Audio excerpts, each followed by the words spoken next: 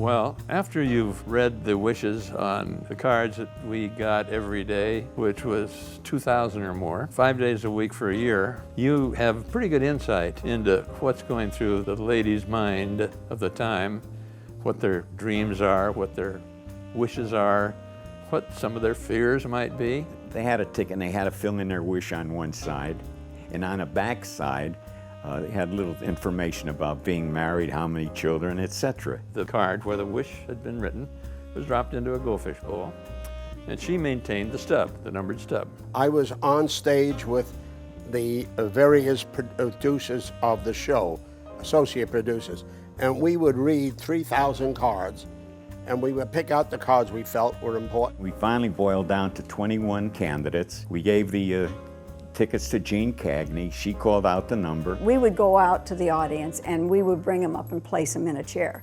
That's what the pages did.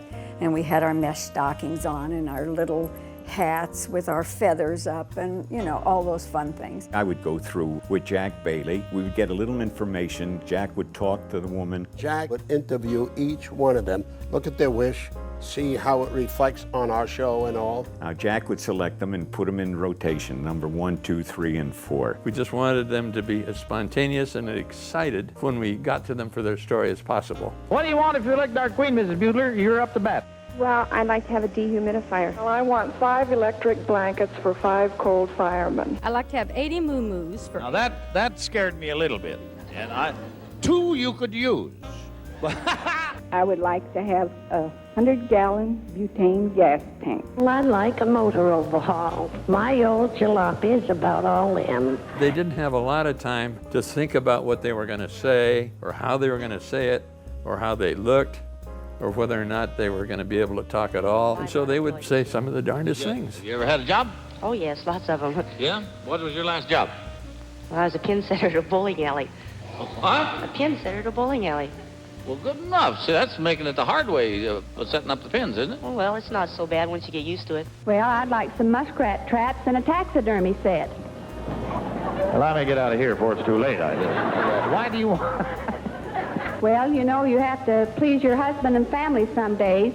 Not me. Oh, yeah. My husband loves to fish and hunt, and he always accused me of not liking to do the same thing. Yeah. Lots of times when he was fishing, I used to shoot bullfrogs when it was legal to shoot them. Oh.